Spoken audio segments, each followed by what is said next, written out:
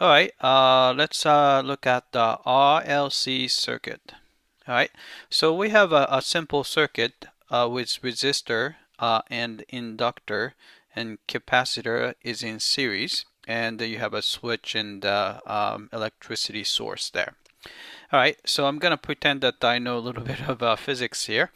All right, so the volume, not the volume, the voltage around resistor can be found by resistance times current I, and the volume around inductor can be found by L, I guess inductance, times the derivative of the current with respect to time. And the voltage around the capacitor is 1 over capacitance times this Q is the charge. All right, and note that here I is the same thing as derivative of the charge with respect to time. All right. And what we want to do is we want to find the total voltage. So let's probably call it E of t. So first I'm going to actually call it V, right? And since it's in series, the voltage is going to be a sum of all three. And I'm going to actually do V sub L. So this is the voltage for the inductor, and plus, and a voltage for the resistor, and then voltage for the capacitor. All right, so we can plug the expressions in. So V sub L is L times derivative of I with respect to t, and voltage for the resistor is R times the current I, and then for the capacitor is just a 1 over C Q. All right, so this is going to be the electricity source. So I'm going to call it E of t. Right, so this is the power source.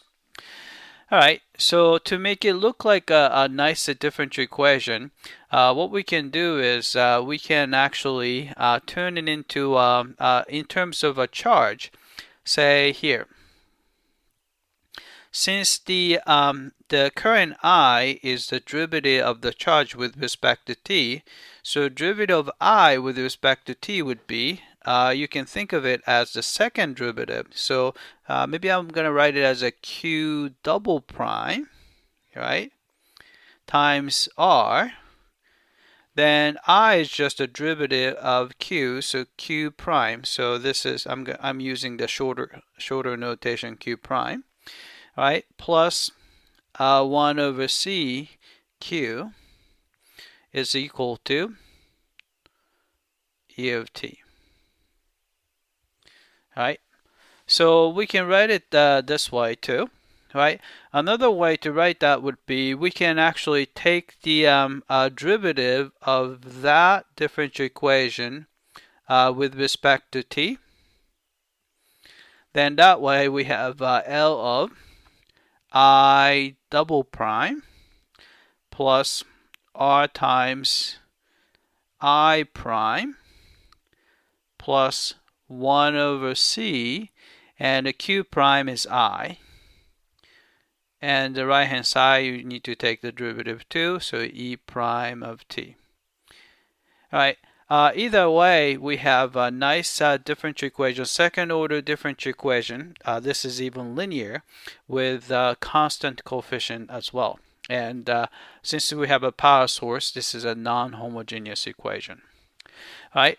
But if you look at this equation, if you remember the mechanical system, mass spring dashpot system, whose equation looks like this. All right, so this is the equation mx double prime plus cx prime plus kx is equal to external force F of t.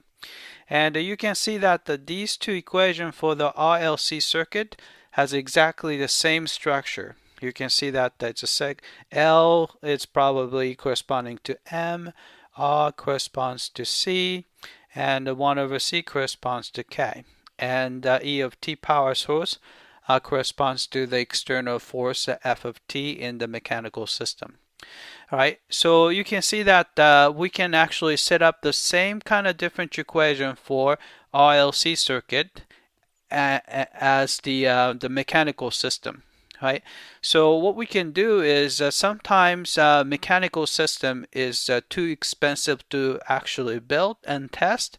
So what you can do is you can actually build a circuit which has the same differential equation to kind of make it make it like a simulator, so that we can predict what's going to happen.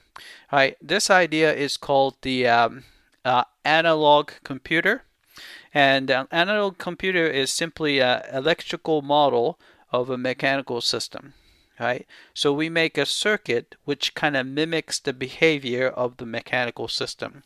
Right, since I do not have sufficient knowledge of electric circuit to build such a thing, but there are people who can do that. So I'm going to post right after this video, YouTube video done by some electrical engineer or something like that about the analog computer. Right, so after this video, please watch that video. Right, that's it. I hope that this was clear.